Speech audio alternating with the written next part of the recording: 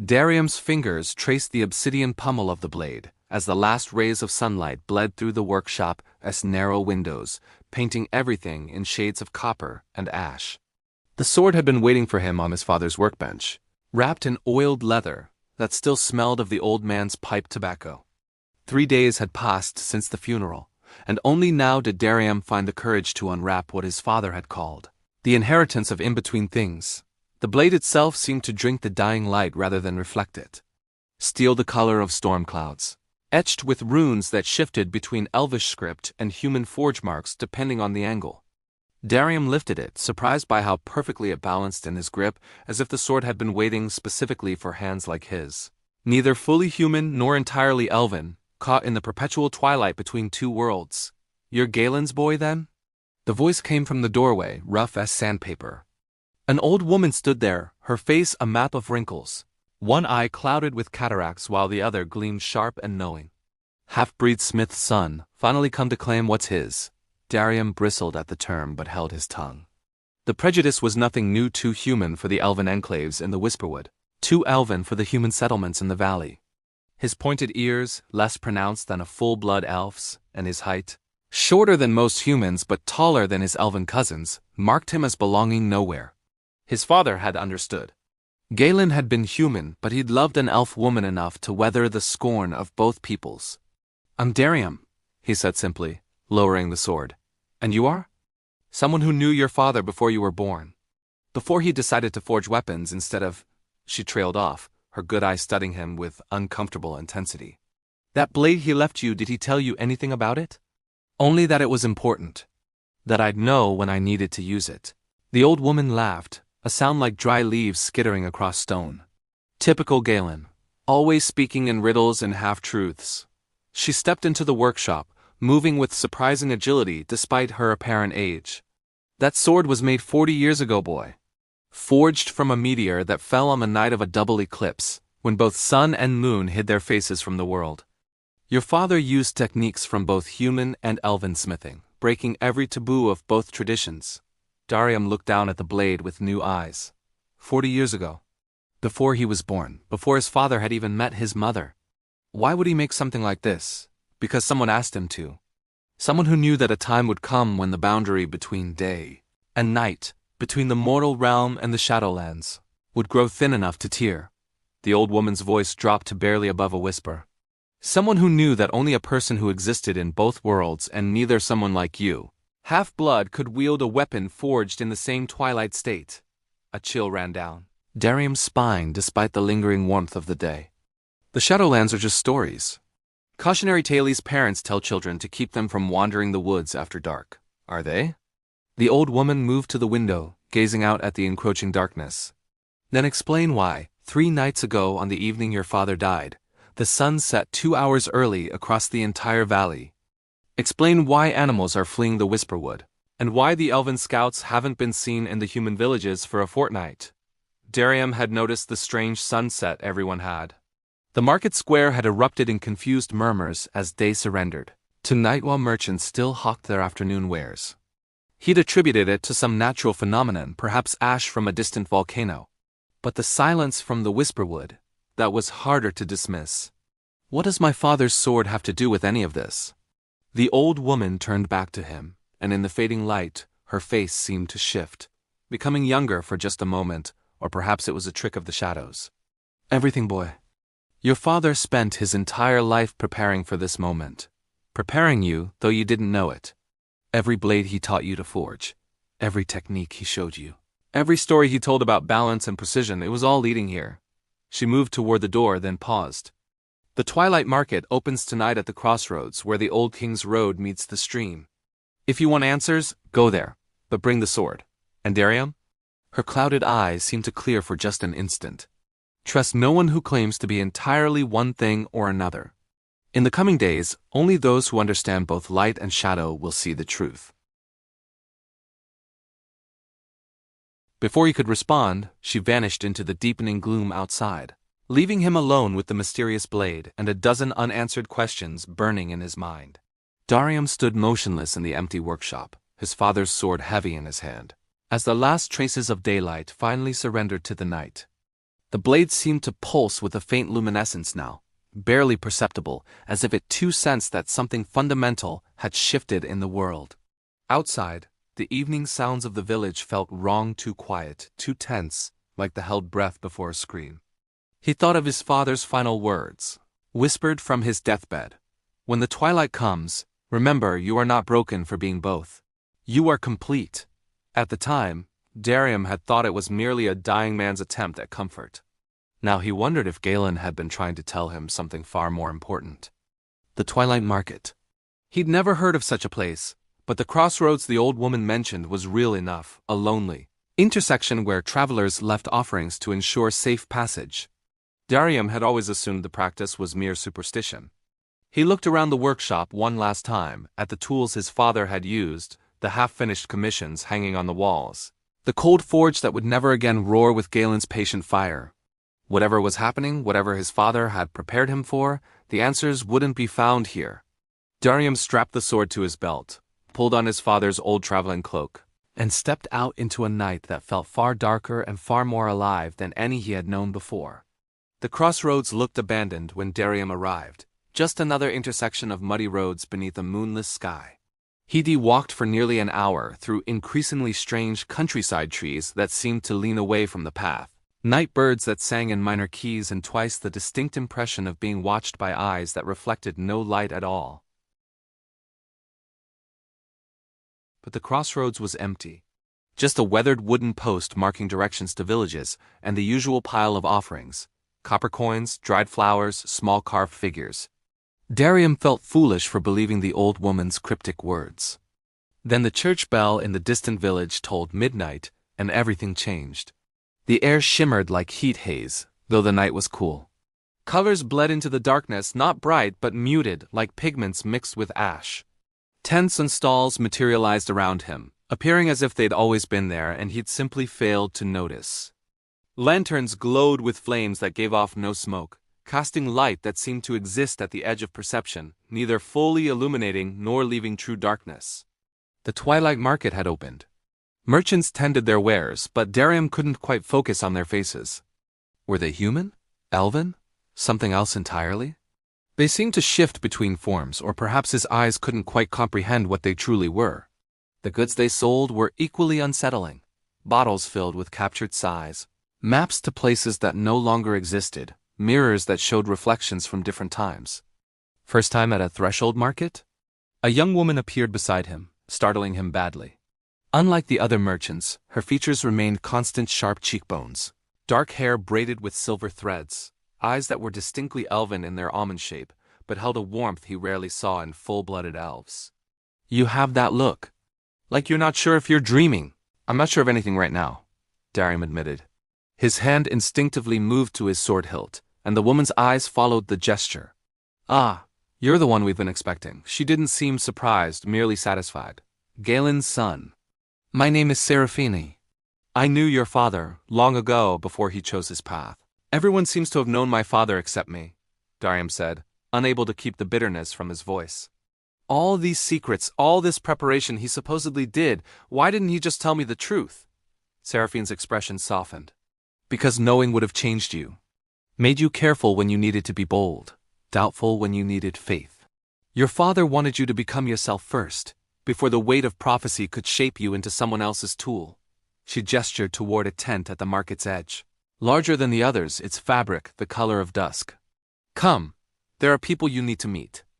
Inside the tent, 3 figures waited around a low table. The first was clearly elven ancient, with white hair that flowed like water and eyes that held the green of deep forests. The second was human, a broad-shouldered woman with warrior scars and iron-gray hair. The third, Dariam stared. The third figure was like him. Not quite human, not quite elven, existing in that uncomfortable middle ground. A half-blood probably no more than a decade older than Dariam's 25 years, with the characteristic features of someone who belonged to neither world completely. Sit, Dariam, the elven ancient said, his voice like wind through autumn leaves. We have much to discuss and little time. The berries grow thinner each night. Barriers? Dariam remained standing, his hand still near his sword. The old woman mentioned the Shadowlands. I want the truth, all of it. The human warrior smiled grimly. Direct. I like that. Very well, the truth. Our world exists alongside another, separated by a veil woven from the difference between day and night, life and death, matter and spirit. For millennia, that veil has held firm. But something is tearing it apart. Why? How? The other half-blood spoke for the first time, their voice carefully neutral. Because someone is deliberately breaking the balance. 7 years ago, a cabal of human mages and elven sorcerers, purists from both races, formed an alliance with a singular goal: to separate the worlds completely. No more crossbreeding, no more mingling of bloodlines, no more threshold beings like us who blur the lines between their precious categories. Dariam felt his chest tighten. But wouldn't that make the barrier stronger? No, Seraphine said quietly. The barrier exists because of the overlap, the gray areas, the mixture. It's built from the space between absolutes. By trying to make everything purely one thing or another, purely day or purely night, they're destroying the very foundation that keeps the Shadowlands at bay. The elven ancient leaned forward, and Dariam noticed that one of his hands was wrapped in cloth that seeped a dark, oily substance. The Shadowlands are not evil, exactly. But they are absolute pure void, pure ending, pure consumption. If they break through completely, they will devour everything that exists in states of becoming, of change, of growth. Which is to say, they will devour everything that lives. And my father's sword was forged to exist in perfect balance, the old elf said. Neither light nor dark, neither mortal nor spirit. A weapon that can cut through the false barriers the Cabal is creating while reinforcing the true veil. But it can only be wielded by someone who embodies that same balance. His ancient eyes fixed on Dariam. Someone who is both human and elven. Someone who has lived their entire life in the between spaces. Dariam sank into a chair, overwhelmed. This is insane. I'm a blacksmith. I make horseshoes and kitchen knives. I've never even held a sword in combat. Your father trained you, the human warrior said. Every technique he taught you at the forge, the balance, the precision, the understanding of how metals merge and strengthen each other, that was combat training. You just didn't recognize it as such. Besides, the other half-blood added with a slight smile, you're not going alone. The 5 of us have been searching for others like us, those who exist in the margins. We found 12 more scattered across the realm. Together, we might have a chance. A chance at what, exactly? Seraphine pulled out a map, marked with strange symbols. The Cabal is performing a ritual at 7 locations simultaneously, each one a place of natural balance, where rivers meet, where forests border plains, where day becomes night. They plan to complete it in 3 days, during the next eclipse. If they succeed, the veil shatters permanently. And if we stop them? If we stop them, the ancient elf said, the veil holds, the balance continues, and life goes on in all its messy, imperfect glory. Half-bloods will still be scorned, pure bloods will still be praised, and the world will remain unjust in all the usual ways. He smiled sadly. But it will remain. Dariam looked at the 5 faces around him, the only people in his life who had ever seemed to understand what it meant to exist between categories, to be judged by what you weren't rather than what you were. His father had prepared him for this in his own way, not by revealing the truth, but by teaching him to find strength in balance, to see value in mixture and combination. He drew the Twilight Sword, watching how it seemed to absorb and reflect the 10th strange light simultaneously. Tell me everything I need to know. And tell me quickly. The ancient elf's smile widened, though his eyes remained grave. Your father would be proud, young smith. Now, let us begin. 3 nights. That was all they had before the eclipse would allow the Cabal to complete their ritual and shatter the veil permanently. Dariam and his unlikely companions, 15 half-bloods total, each trained in different ways by parents who had somehow known this day, would come split into 7 groups, each tasked with disrupting one of the ritual sites. Dariam's group consisted of himself, Seraphine, and a quiet half-blood named Marcus, who could see slightly into the near future, a gift that made him invaluable for avoiding ambushes. Their target was the Whispering Falls, where the river Mere cascaded down from elven territory into human farmlands, a place where 2 worlds met in constant, thunderous collision. They reached the falls at dusk on the 2nd day, and immediately knew something was wrong. The water had stopped flowing. Not slowed, not reduced to a trickle, completely stopped, frozen in mid-fall like a sculpture of glass. Around the frozen cascade, figures in robes carved glowing symbols into the earth. "There are 12 of them," Marcus whispered, his eyes unfocused as he peered into the immediate future. 6 human mages, 6 elven sorcerers. They're almost finished with the preparatory circle. If we attack directly, 2 of us die. If we wait, they complete the ritual in 17 minutes. Third option? Seraphine asked, her bow already strung. Dariam studied the scene, his blacksmith's eye analyzing the patterns in the ritual circle. The symbols weren't random. They formed a structure, like the framework of a blade. And every structure had weak points, places where stress concentrated. There, where the human glyphs meet the elven runes. See how they don't quite align? They're forcing 2 incompatible magical systems to work together, creating artificial junctions. Can you break them? Maybe, if the sword really can cut through false barriers. He drew the twilight blade, which immediately began to resonate, a low hum that he felt in his bones. But I'll need to get close. Marcus's eyes snapped back to focus, sharp and alarmed. Dariam, I just saw there's something else. The old woman who sent you to the Twilight Market. I saw her here, at the ritual site, but different. Not as an observer. As part of it, Dariam's blood ran cold. What are you saying? I'm saying this might be a trap. Not for you specifically, but for all of us. What if the Cabal wanted half-bloods to gather in one place? What if an arrow sprouted from a tree next to Marcus's head, cutting off his words? Then the forest exploded with movement. They weren't just fighting 12 ritual participants. Dozens of soldiers poured from the tree's humans. And elves working in coordinated teams, something that should have been impossible given centuries of mutual distrust. The Cabal had done more than form an alliance. They'd created an army united by prejudice, by the desire to purge their bloodlines of any contamination. Reinforcements! Seraphine shouted, loosing arrows with deadly precision. They knew we were coming! Dariam moved on instinct rather than thought, his body remembering thousands of hours at the forge, the precise angles, the perfect balance, the way force could be redirected rather than blocked. The Twilight Sword moved like an extension of his will, not cutting flesh but severing the connections between opponents, disrupting formations, creating chaos in their ranks. But there were too many. Marcus fell with a blade in his shoulder. Seraphine's quiver emptied.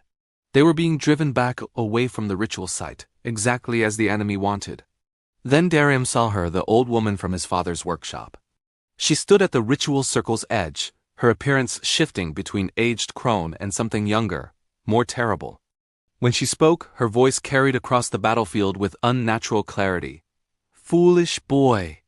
Did you really think your father was preparing you to save the world?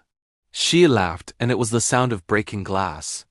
Galen made that sword for me, 40 years ago when I showed him a vision of a future where half-bloods would multiply like weeds, choking both noble bloodlines. He forged it to cut through the veil, yes, but not to preserve it. To tear it open completely so the Shadowlands would cleanse everything impure. Dariam stumbled, the words hitting harder than any blade. You're lying. My father loved my mother. He loved me. Love? The woman's form solidified into something neither human nor elven but horrifyingly other, a being of pure twilight given terrible purpose. Love was his mistake, his weakness. He made the sword before he fell, before sentiment corrupted him. And when he realized what he'd done, what he'd created, he hid it away and taught you to be strong enough to destroy it. But you came here anyway, brought it right to me, and now... She reached out.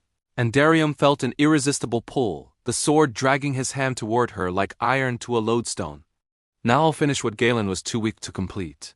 In that moment, on the edge of betrayal and loss, Dariam understood. His father had made a terrible mistake in his youth, swayed by fear and prejudice. But he'd spent the rest of his life trying to correct it, not by hiding from his past, but by shaping a future where someone strong enough, balanced enough, could make the right choice. The choice Galen himself had been too weak to make 40 years ago. With a roar that surprised even himself, Dariam didn't resist the pull. Instead, he used it, letting the sword fly from his hand directly toward the woman, but not to her grasping fingers. The blade passed between them, and instead of flesh, it cut through the connection she'd woven, the invisible threads that bound her to the ritual circle, to the frozen waterfall, to all her carefully laid plans. The Twilight Sword embedded itself in the exact center of the ritual pattern, in that space where human glyphs met elven runes and neither quite fit. The blade, forged to exist perfectly in the between spaces, rejected the artificial separation the Cabal had created. The ritual circle shattered like mirror glass. The frozen waterfall resumed its flow with a roar like 1,000 voices screaming in relief. The woman the creature shrieked as the backlash of broken magic tore through her, revealing her true form, not Twilight embodied, but Void attempting to wear Twilight's skin, a Shadowland entity that had been manipulating both sides toward mutual destruction. As the ritual collapsed, so did the coordination of the enemy forces. Humans and elves, no longer bound by magical compulsion, looked at each other with sudden confusion and horror at what they'd been made to do, but Dariam barely noticed. He collapsed to his knees, exhausted, bleeding from wounds he didn't remember receiving, and wept for the father who had spent 25 years trying to undo one terrible mistake, who had loved him enough to trust him with the truth even if he couldn't speak it aloud. Seraphine's hand on his shoulder brought him back. "The other sites," she said urgently. "We need to—" "They'll know," Marcus interrupted, struggling to his feet despite his injury. His eyes were distant again, seeing. "What we did here, the way the sword broke the pattern, I can see them, the other groups. They understand now. They're doing the same thing, using the weapons their parents made, finding the weak points and the false barriers. It's working. Across the realm, in 6 other places where the worlds met, and mixed, half-blood children of forethought and hope were choosing balance over purity, mixture over separation, messy life over clean extinction. The veil would hold. Not forever, nothing lasted forever. But for now, for this generation and perhaps the next, the worlds would remain distinct, yet touching, separate, yet connected, like Dariam himself. Neither one thing nor another, but something new. Something stronger for being both. The eclipse came and went without apocalypse. The Shadowlands remained safely on their side of the veil, the ritual sites lay broken and abandoned, and life in the realm continued in all its complicated, imperfect glory. But everything had changed, even if most people would never know why.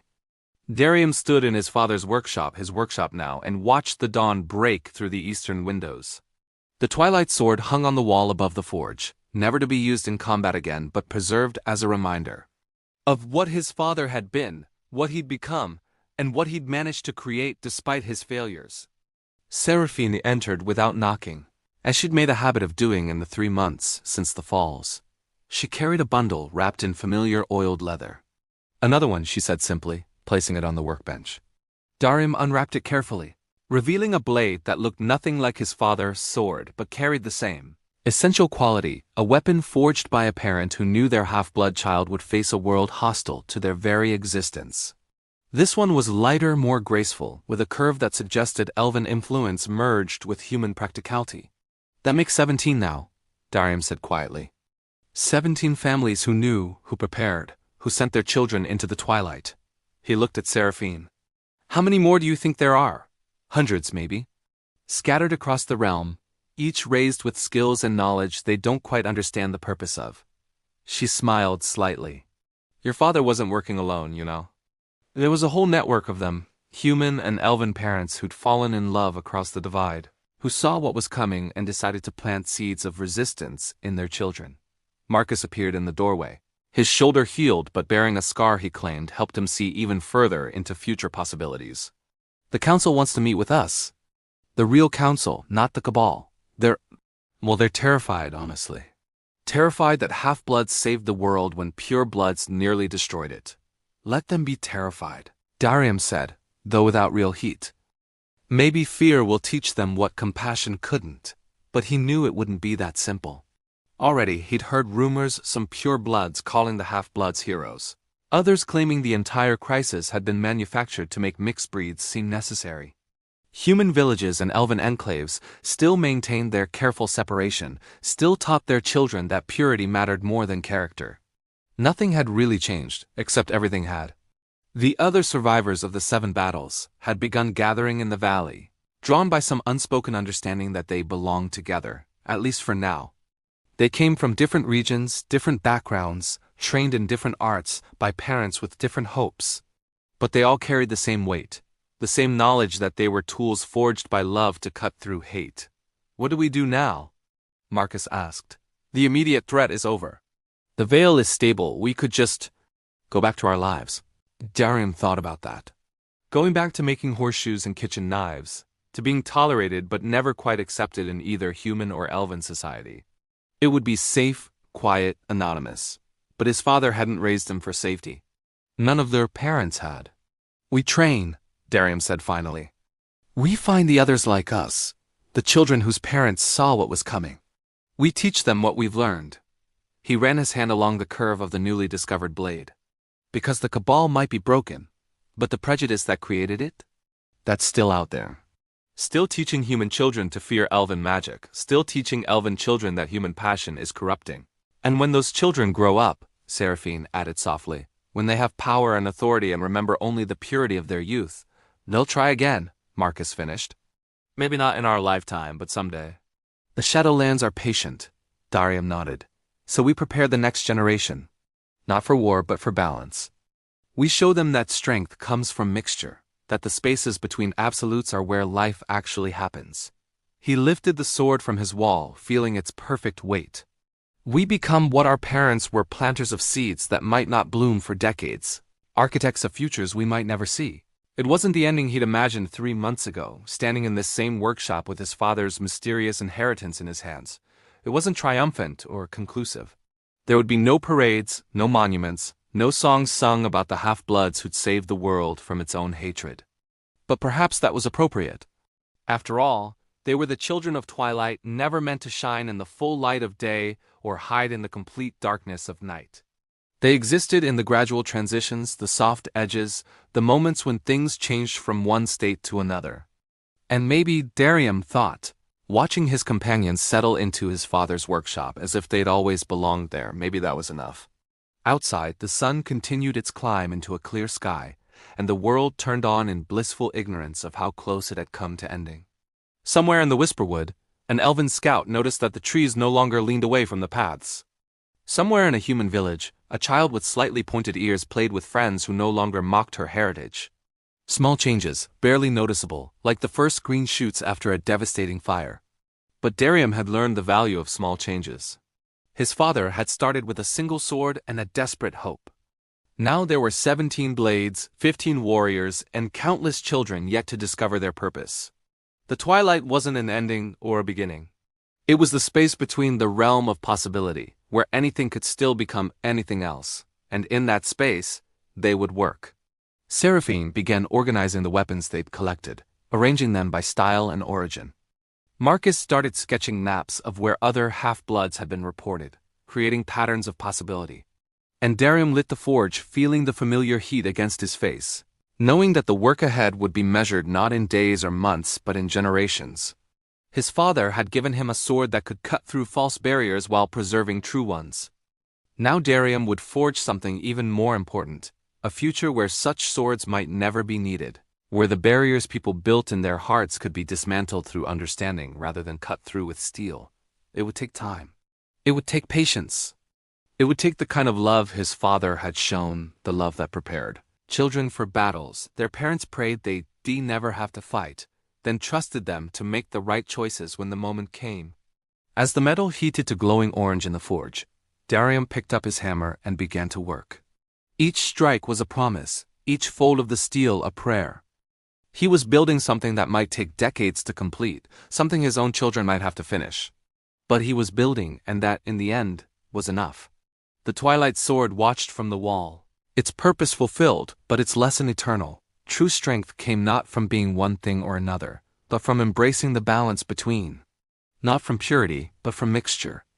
Not from separation, but from the courage to exist in the spaces where different worlds touched and, against all odds, learned to understand each other. Outside, day gave way to evening, and evening would give way to night, and night eventually to dawn, an endless cycle of transition, of things becoming other things, of light and darkness dancing at the edges where neither ruled completely. And in that dance, in those edges, in the eternal twilight between absolutes, hope persisted. And so, another chapter of our saga comes to an end, but the tapestry of time still holds many plots to be revealed. To not miss the unfolding of upcoming events and continue this journey with us, subscribe to the channel and activate notifications. Leave your like so more listeners discover our tales and share this story with those who also yearn for new legends. What was your favorite moment from this narrative? Leave your comment below and get ready because the next chapter will soon echo here. See you next time, dear listener.